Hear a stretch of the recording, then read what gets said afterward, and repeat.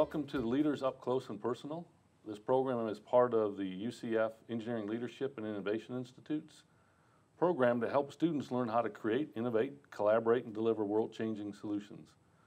We are proud today to have Michael Lewis from Duke Energy, who is also the sponsor of the program, to share his thoughts about leadership. And we've had time to interact and Yes, we have. hear your story. Yes. And as you talk about leadership, you've talked about the need to really be authentic. Yes. And so what does authentic leadership mean to you? And why is that important? Well, to be an effective leader, you have to have a position of who you are before you can even understand the objectives you're trying to achieve. If you don't have that understanding of what your strengths, what your weaknesses are, and embrace them both, it really is difficult to lead a team to achieve an objective. So being authentic is being okay with who you are and what you bring to the party. Okay. And with that being said, it's also understanding that you have to continue to understand how you perceive by others and seeking that feedback to ensure that what's perceived as you as a person aligns with who you really are. Right. So being authentic to me is a key element of being a great leader. So how do you build that authenticity? So one is being aware of how people perceive you and your reputation. Well, it starts really about believing who you are. I mean, it really goes beyond any sort of corporate or business objectives. It's really, it speaks to, do you have the confidence to know that who you are as a person, you would bring value to an organization, to a team. And with that being said, leverage that understanding, that confidence, and that confidence will spread to your team. Right. As you work through the authenticity, you've also talked about working through and really building your own model. So who you are as a person, but also you've talked about what does it mean to be a leader and your model of that. Is your model different than my model? Should it be? It should be, actually, but let's start with the modeling process. Too often we as leaders, or as leaders in every aspect, we tend to behave and react and engage without a time of reflection. Okay, so when you reflect on what drives you as a person, as a leader, that's when you begin to start developing a model. And the model is really based on who you are and what drives you as a person. The reflection piece is capturing that information and being able to understand it and how it integrates with how you behave. And when you capture that information, now you can articulate it in a way that people can understand who you are as a person and what you value in regards to a leader. So I would expect for it to be different only because you and I have different backgrounds. Sure. Right? Right. So if you were to adopt my leadership model, then it would not be authentic to you. Yes. Right. Right. So when you captured it, have you actually written it down? Absolutely. I have a theory that if something's really important, you document it. Right. Right? And you think about contracts, think about marriage, any relationship that's really important or any scenario that's important to you, you document it. So to me, leadership is critical to whatever you're involved in, your family, yes. Your business, your church, and if it really drives who you are, why not write it down? Right. And be able to refer back to it. And over time, it may even change based on circumstances that occur in your life that reframes who you are. Life experiences always redefines you. Right. Right? I think we call that maturity. We hope it's maturity, right? Hey, so you have there's an authentic Michael Lewis. I hope. I hope, right? But you just mentioned it's about the Michael Lewis at work, at home, at church. Yes. Is that the same Michael Lewis in all three? It has to be. Play acting roles. I'm not a great actor, okay? And so there will be a flaw in that model because I would be switching roles based on where I am. They call that situational leadership. Yes. And I understand that there's needs to be able to have an approach They may be different based on what situation you may be in, but who you are as a leader never changes. Fundamental. It's fundamental. It's who I am and how I engage others. Right. Okay, so that has to be consistent in wherever I am in my life. Everything you do. Yeah, 24/7, Yes. as they say, right. There are times, I'm sure, when you just get, there's a crisis. There's a time when in home, church, or work, Michael Lewis, the authentic Michael Lewis, gets pushed, gets pulled, gets pinched. How do you respond when you have that moment? We're testing the core of Michael Lewis. Yes. Well, first of all, understand that it's normal to react to that, to have an emotional response to that stimuli. Okay, it's normal. To have fear. It's normal to be nervous or have anxiety. After that first reaction, what has to kick in now is the reality that you have a responsibility to respond and act.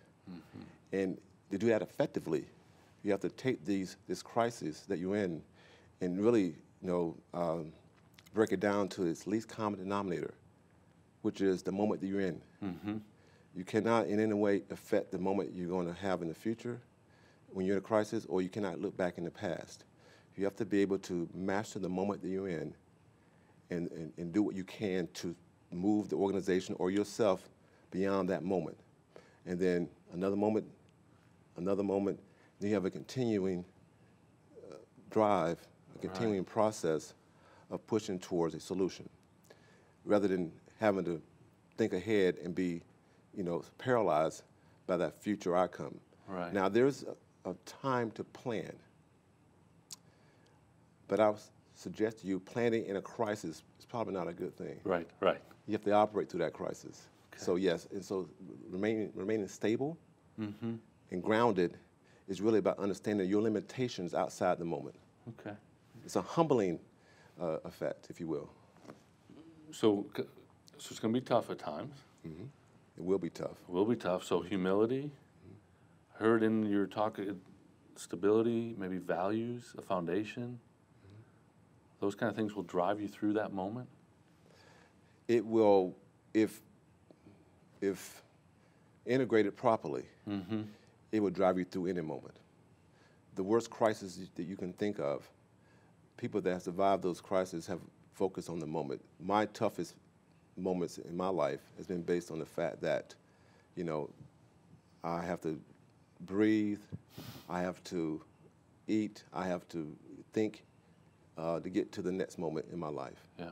And then when you're involved in any sort of crisis, it's really in a leadership role, it's important that you present that, because when you think in the moment, it immediately places a calmness over who you are as a person, which I think, in my opinion, is contagious to people around you. Just like if I were to panic, that's also contagious as well.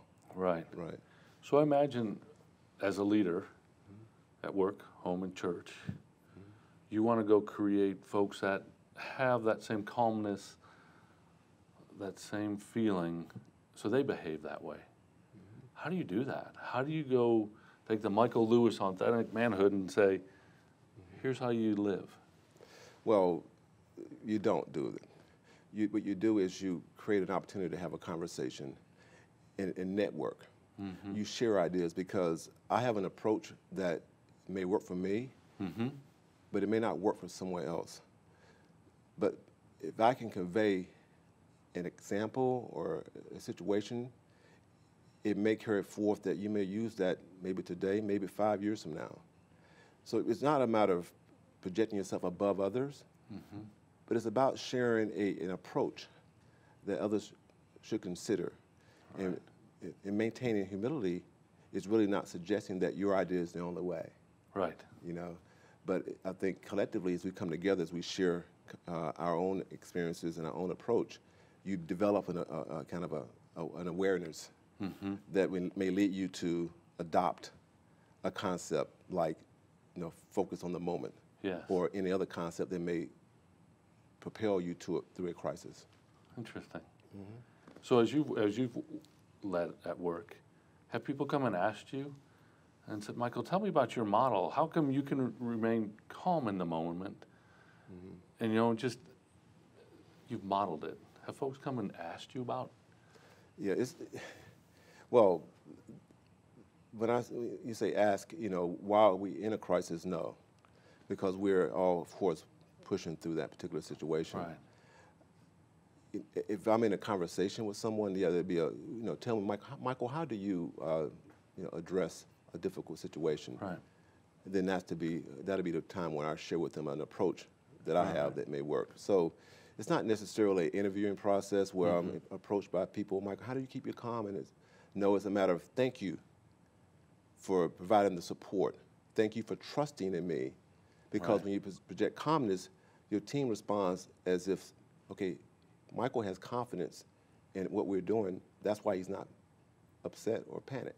Right. So it's really more of an appreciation, not how you do it. Okay. Yeah, it's not an academic exercise. It's a thank you for being there as a backstop, as a supporter. Right. And having a confidence in me to do my job. Right. Because you're surrounded by great people. You're surrounded by very smart people. Yes. My job is to make sure they know that I know they're smart. Yes. And so when faced with a challenge, how can I be panicked when I got the best people on the planet working towards a solution, right? Because I'm focused on the moment, not the possibilities of failure. Right. You know? And I also heard you talk about, so you're focused on the moment, but you're also focused on, what I've heard you before is talk about the mission and the team. Right. And as long as you keep those two in front. Yeah, it's very important that you don't allow yourself to get before the mission or before the team. Yeah. And to me, that's a great way of balancing who you are and your own internal ambition versus the objectives and the needs of the people around you. And the way that I've chosen to keep that alignment is to always focus on my job and what we're here to do, the mission, and then the people that are trained, equipped, have incredible skill sets that are making that mission happen. Right. And if I put those two in front of my own anxieties, my own fear, my own ambition, then that combination wins most times. Right. Yeah. Good. Michael, thank you for helping us live Jim. up to our mission. I appreciate that. And I'm glad you're able to join us. And clearly you lived in the moment and helped me live in this moment and the nervousness of getting to hear your story. So I thank you all for joining us at the Eli Squared Leaders Up Close and Personal discussion. And we thank Duke Energy for supporting this program as well. Thank you.